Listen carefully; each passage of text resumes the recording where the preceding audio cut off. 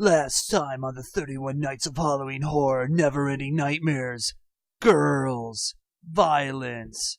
Tits. More violence. More tits. Explosions. And, did I say tits? Because there's tits. Yeah. I mean, like, not in the actual video, but in, like, the subject of the video. Yeah. Anyways, yeah.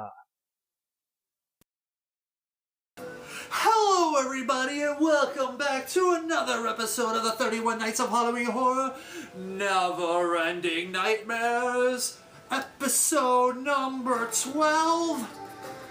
Yes, yesterday's episode was the entertaining, cheesy slasher flick that basically said that cheerleaders are fair game, and that was The Majorettes.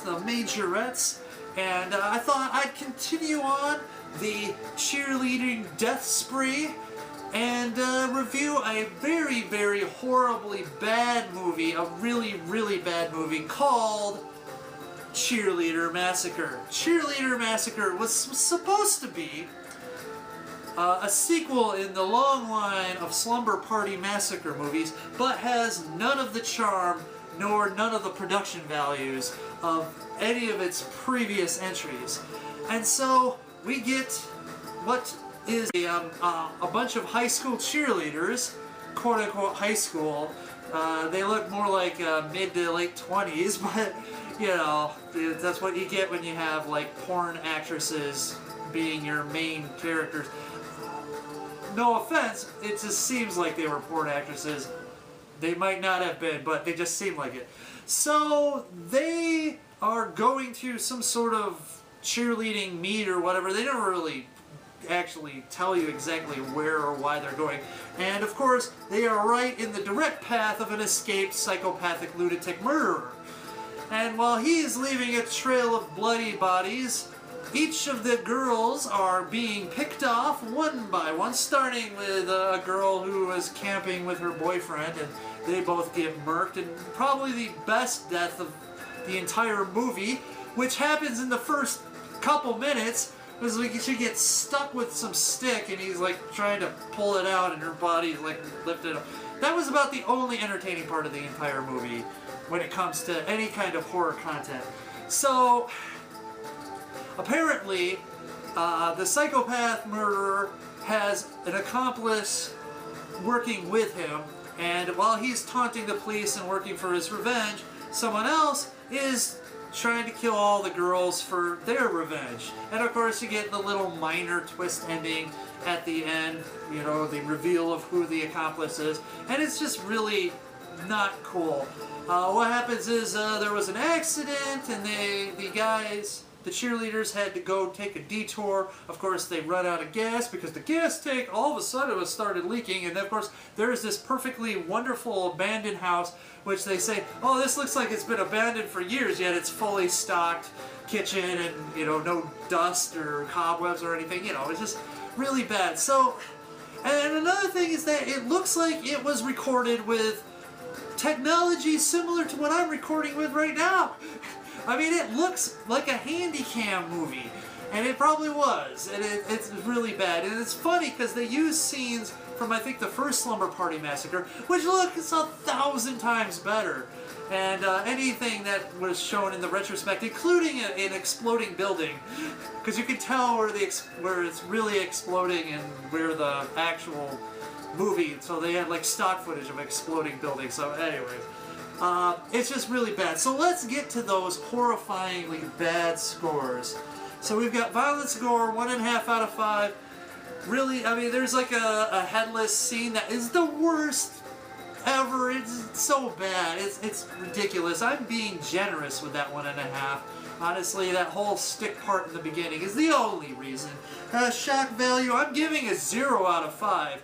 Unless I rated it on how shockingly bad this movie was, then it'd be 5, because it's just shockingly horrible. But 0 out of 5, like, there's no jump scares, there's nothing scary, there's no mood, the lighting is so horrible, you can't really get that kind of creepy atmosphere, so really bad. Plot, 1 out of 5.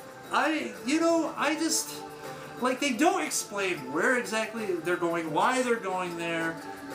They don't really, they introduce plot elements that are just ridiculous. It's just bad. It's bad. Just really bad. It's just let's get an excuse to get these people in an isolated area with a psychopathic killer, and let's give a non-contextual reason for the secondary killer to be killing the girls. That's all it is, really. That's all it is. It's loose. It's badly done. So bad.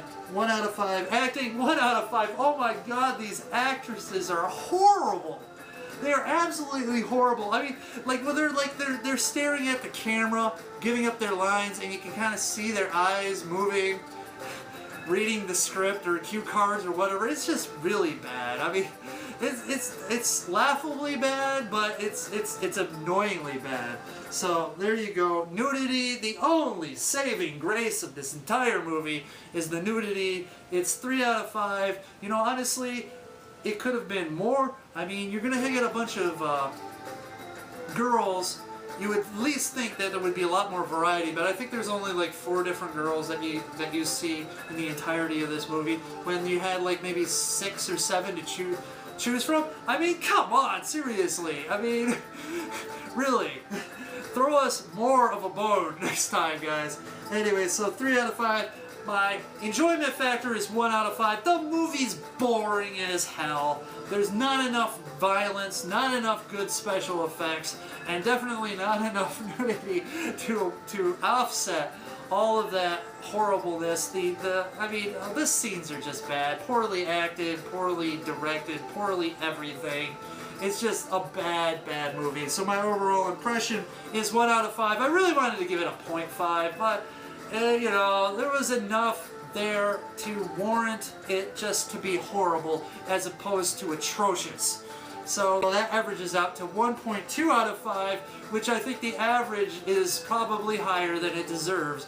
But there you have it, one of the worst movies that I've seen in the last couple years. Not as bad as The Falling, though. That is god-awful. I mean, at least this movie gave you some tits. I mean, but honestly, if I am going to, I don't know if I'm even going to be showing any kind of clips while this is, because it's so bad, but if I am, it's only to illustrate how bad the production values are in this movie. It's really bad. And like I said, they all can't be winners. And I was tossing up between Satan's Cheerleaders and Cheerleader Massacre, and I asked one of my coworkers, and he went, Cheerleader Massacre, so I did, and I kind of regret it. And that's one of the dangers for having stuff that's that you have lying around that you haven't actually watched. You picked it up for some unknown reason or whatever, and then you watch it and you realize why you haven't watched it, and that's pretty bad. But hey, you know what? I suffered, so you don't have to. So don't watch this movie unless you want to like see some tits, and you just fast forward through it like you do the plot in any kind of pornography, because that's really what it is. It's like Cinemax softcore pornography, except with less production values. So there you go. I can't even throw. So tomorrow's episode, I don't know if I'm gonna do a movie review or I'm just gonna talk about my thoughts on the Resident Evil remake, reissue, remaster, what do you want to call it? I might talk about that because I can do it short and I don't have to like edit much of stuff, and I can get it done in the hour that I'm going to have to work on a video. So I don't know. Otherwise, we will see you then. And as always, stay scary, internet, and just stay away from Cheerleader Massacre. Honestly, it's really bad. Really bad. I mean, I don't know if it's like bad enough to be considered mildly entertaining, because honestly, I was so bored. It was so boring. It was nothing of interest until there was some tits, and then that didn't even like last long. So there you go.